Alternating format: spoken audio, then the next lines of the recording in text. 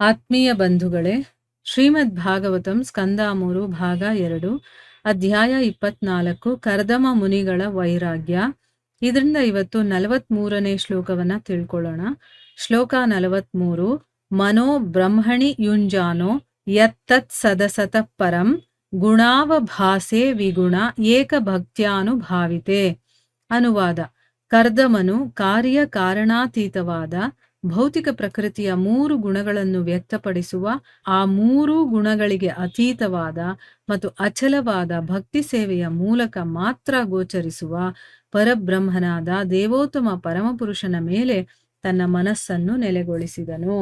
ಇದು ಶ್ಲೋಕ ಮತ್ತೆ ಅದರ ಅನುವಾದ. ಈಗ ಭಾವಾರ್ಥದ ಮೂಲಕ ನಾವು ಇದರ ಅರ್ಥವನ್ನ ತಿಳ್ಕೊಳ್ಳೋದಕ್ಕೆ ಪ್ರಯತ್ನ ಮಾಡೋಣ.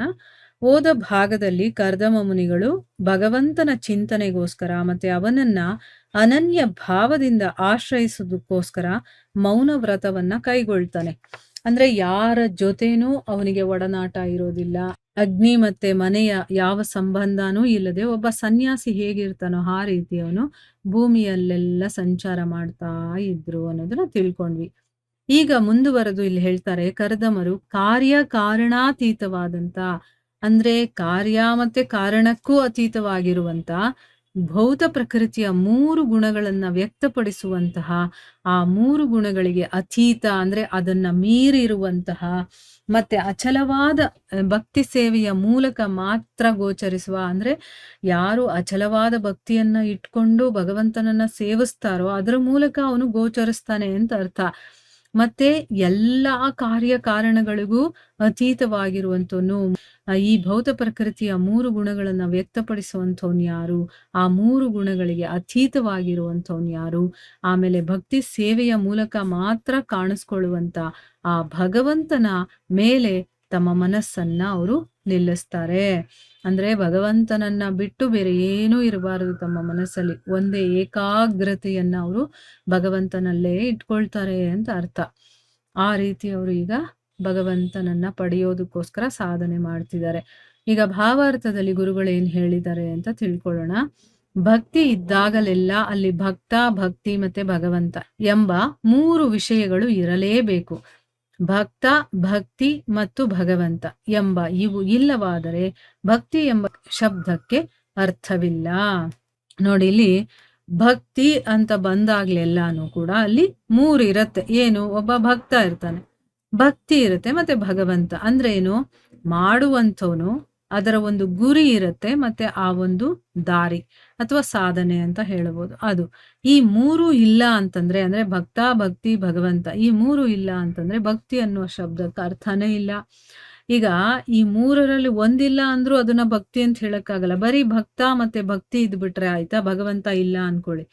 ಭಕ್ತ ಭಕ್ತಿಯನ್ನ ಯಾರಿಗ್ ಮಾಡ್ತಾನೆ? ಯಾರಿಗೋಸ್ಕರ ಮಾಡ್ತಾನೆ? ಭಗವಂತನಿಗೋಸ್ಕರ.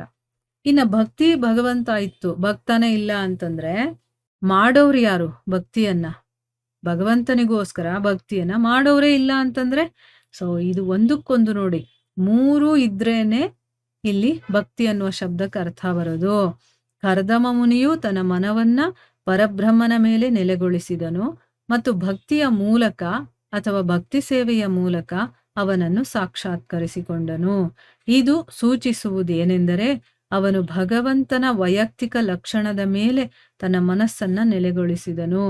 ಏಕೆಂದರೆ ಒಬ್ಬನಿಗೆ ಪರಮಸತ್ಯದ ವೈಯಕ್ತಿಕ ಲಕ್ಷಣದ ಸಾಕ್ಷಾತ್ಕಾರವಿಲ್ಲದೆ ಭಕ್ತಿಯನ್ನು ಕಾರ್ಯಗತಗೊಳಿಸಲು ಸಾಧ್ಯವಿಲ್ಲ. ಇಲ್ಲಿ ಕರ್ದಮ ಮುನಿಗಳು ಏನ್ ಮಾಡಿದ್ರು? ತಮ್ಮ ಮನಸ್ಸನ್ನ ಭಗವಂತನಲ್ಲಿ ನಿಲ್ಲಿಸಿದ್ರು. ಭಕ್ತಿಯ ಮೂಲಕ ಅಥವಾ ಭಕ್ತಿ ಸೇವೆ ಏನಾದ್ರೂ ಹೇಳ್ಬೋದು, ಯಾವ ರೀತಿಯಲ್ಲಾದ್ರೂ ಪರವಾಗಿಲ್ಲ, ಆ ಮೂಲಕ ಅವನನ್ನ ಸಾಕ್ಷಾತ್ಕಾರ ಮಾಡ್ಕೊಳ್ತಾರೆ. ಇದು ಏನ್ ಹೇಳುತ್ತೆ ನಮಗೆ ಅಂತಂದ್ರೆ, ಭಗವಂತನ ವೈಯಕ್ತಿಕ ಲಕ್ಷಣದ ಮೇಲೆ, ಅಂದ್ರೆ ಆ ಭಗವಂತನ ಏನೋ ಒಂದ್ರ ಮೇಲೆ ತಾನೇ ನಮ್ಮ ಮನಸ್ಸನ್ನ ನಿಲ್ಲಿಸ್ತೀವಿ ನಾವು. ಅಲ್ಲಿ ಏನೂ ಇಲ್ಲ ಅಂದ್ರೆ ಎಲ್ಲಿ ನಮ್ಮ ಮನಸ್ಸನ್ನ ತೊಡಗಿಸ್ತೀವಿ? ಇಲ್ಲ. ಸೊ ಆ ಭಗವಂತನ ರೂಪದ ಗುಣನೋ ಏನೋ ಒಂದು ಅದ್ರ ಮೇಲೆ ನಮ್ಮ ಮನಸ್ಸನ್ನ ನಾವು ನೆಲೆಗೊಳಿಸ್ತೀವಿ. ಸೊ ಯಾಕೆ ಅಂತಂದ್ರೆ, ಒಬ್ಬನಿಗೆ ಆ ಭಗವಂತನ ಸಾಕ್ಷಾತ್ಕಾರ ಆಗಬೇಕು ಅಂದ್ರೆ ಅವನ ವೈಯಕ್ತಿಕ ಲಕ್ಷಣದ ಸಾಕ್ಷಾತ್ಕಾರ ಇಲ್ಲದೆ ಆ ಭಕ್ತಿಯನ್ನ ಕಾರ್ಯಗತಗೊಳಿಸೋದಕ್ಕೆ ಸಾಧ್ಯ ಇಲ್ಲ. ನನ್ನ ಒಂದು ಭಕ್ತಿಯನ್ನ ತೋರಿಸ್ಕೊಳ್ಬೇಕು, ಅವನಿಗೆ ನನ್ನ ಸೇವೆಯನ್ನ ಮಾಡಬೇಕು ಭಕ್ತಿಯ ಮೂಲಕ ಅಂತಂದ್ರೆ, ಅಲ್ಲಿ ಏನೋ ಒಂದು ಭಗವಂತನ ವೈಯಕ್ತಿಕ ಲಕ್ಷಣ ಇರಬೇಕಲ್ವಾ? ಅದಕ್ಕೆ ನಾವು ನಮ್ಮನ್ನ ತೊಡಗಿಸ್ಕೊಳ್ತೀವಿ ಅನ್ನೋದು ಇದರ ಅರ್ಥ.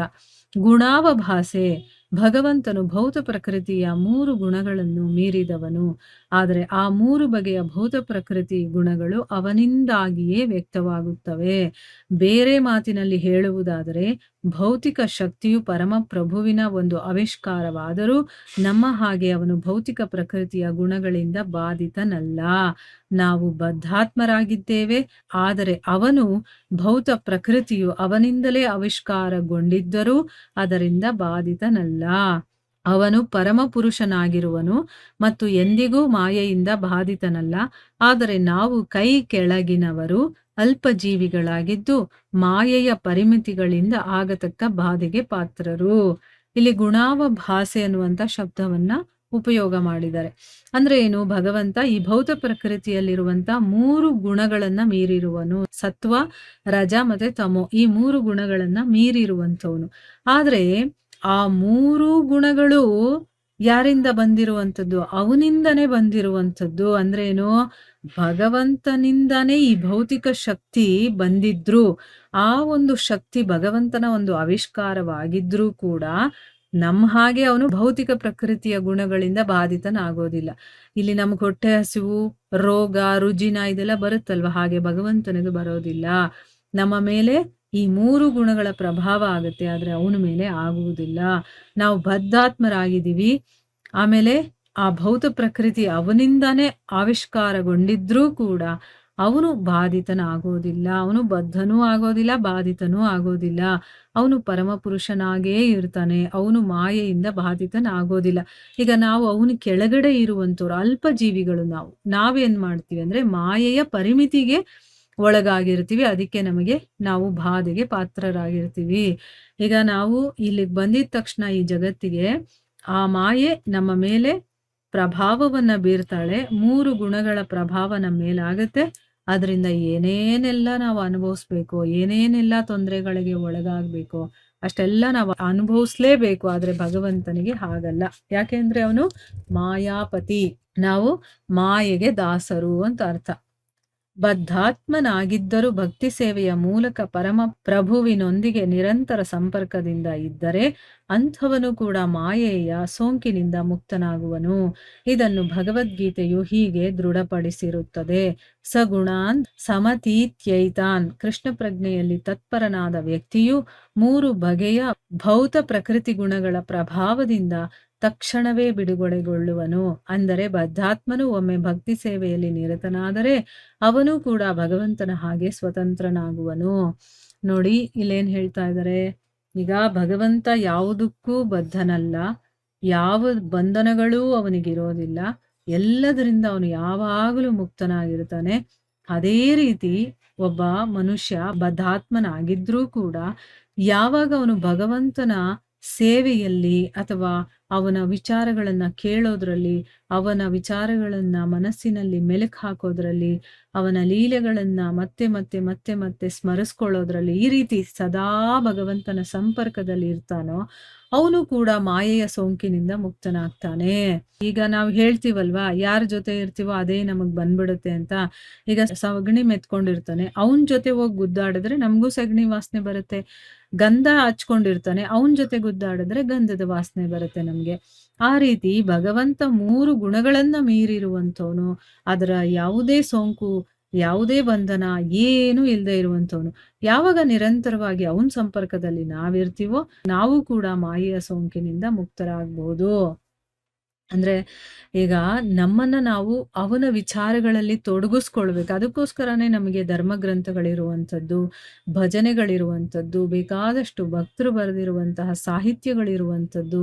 ಅದನ್ನೆಲ್ಲ ನಾವು ಪ್ರತಿನಿತ್ಯ ದಿನವಿಡೀ ಹೇಳ್ಕೊಳ್ತಾ ಇರಬೇಕು. ಮನಸ್ಸಿನಲ್ಲಿ ಅದೆಲ್ಲ ಕೆಲಸಗಳು ನಡೀತಾ ಇರಬೇಕು. ನಮ್ಮ ಶರೀರದಿಂದ ಏನೇ ಕ್ರಿಯೆಗಳಾಗ್ತಾ ಇದ್ರೂ ಪರವಾಗಿಲ್ಲ, ನಾವು ಒಳಗಡೆಯಿಂದ ಅವನ ಒಂದು ವಿಚಾರದಲ್ಲೇ ಮುಳುಗಿದ್ದಾಗ ನಾವು ಕೂಡ ಈ ಮಾಯೆಯಿಂದ ಬಿಡುಗಡೆಯನ್ನ ಪಡಿಬಹುದು. ನೋಡಿ, ಭಗವದ್ಗೀತೆನಲ್ಲಿ ಎಲ್ಲ ವಿಚಾರಗಳನ್ನು ಭಗವಂತ ಹೇಳ್ಬಿಟ್ಟಿದ್ದಾನೆ. ಅದ್ರಲ್ಲಿ ಏನ್ ಹೇಳಿದಾನೆ? ಸಗುಣಾನ್ ಸಮತೀತ್ಯೈತಾನ್ ಅಂತ. ಅಂದ್ರೆ ಏನು? ಯಾರು ಸದಾ ಅವನದೇ ಚಿಂತೆನಲ್ಲಿ ಮುಳುಗಿರ್ತಾರೋ ಅದನ್ನ ಕೃಷ್ಣ ಪ್ರಜ್ಞೆ ಅಂತ ಹೇಳ್ಬಿಟ್ಟಿದ್ದಾರೆ ಗುರುಗಳು. ಅಂದ್ರೆ ಏನು? ಸದಾ ನಮ್ಮ ಪ್ರಜ್ಞೆಯಲ್ಲಿ ಆ ಭಗವಂತ ಇರುವಂಥದ್ದು. ಅಲ್ಲಿ ಕೃಷ್ಣ ಅಂದ್ರೆ ಕೃಷ್ಣನೇ ಇರ್ಬೇಕು ಅಲ್ಲ.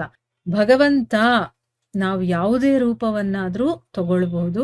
ಅದನ್ನ ನಾವು ಸ್ಮರಣೆ ಮಾಡ್ತಾ ಇದ್ರೆ, ಅದ್ರಲ್ಲೇ ನಾವು ತತ್ಪರರಾಗಿದ್ರೆ, ಯಾವಾಗೂ ಅವನ ಬಗ್ಗೆನೇ ಆಲೋಚನೆ ಮಾಡೋದು, ಅದೇ ಕೇಳ್ತಾ ಇರೋದು, ಹಾಗೆ ಮಾತಾಡಿದ್ರು ಅವನ ಬಗ್ಗೆನೇ ಮಾತಾಡೋದು, ತಿಂದ್ರು ಪ್ರಸಾದವನ್ನೇ ತಿನ್ನೋದು, ಈ ರೀತಿ ಪ್ರತಿಯೊಂದು ಕಾರ್ಯದಲ್ಲೂ ಭಗವಂತ ಇರ್ತಾನಲ್ವಾ, ಅದನ್ನ ಪ್ರಜ್ಞೆಯಲ್ಲಿ ಅವನೇ ಇರೋದು ಅಂತ ಹೇಳೋದು. ಈ ರೀತಿ ಮಾಡಿದಾಗ 3 ರೀತಿಯ ಭೌತಿಕ ಪ್ರಕೃತಿಯ ಗುಣಗಳ ಪ್ರಭಾವದಿಂದ ತಕ್ಷಣನೇ ಆ ವ್ಯಕ್ತಿ ಬಿಡುಗಡೆಗೊಳ್ತಾನೆ. ಅಂದ್ರೆ ಏನು? ಬದ್ಧಾತ್ಮನಾಗಿರುವಂಥವನು ಕೂಡ ಒಂದು ಸಾರಿ ಏನಾದ್ರೂ ಭಕ್ತಿ ಸೇವೆಯಲ್ಲಿ ಅವನು ಮುಳುಗದ ಅಂತಂದ್ರೆ ಅವನು ಕೂಡ ಭಗವಂತನ ಹಾಗೆ ಸ್ವತಂತ್ರನಾಗ್ತಾನೆ ಅನ್ನೋದು ಇದರ ಅರ್ಥ. ಸೊ ಇಲ್ಲಿಗೆ ನಾವು ನಿಲ್ಸೋಣ. ಹರೇ ಕೃಷ್ಣ.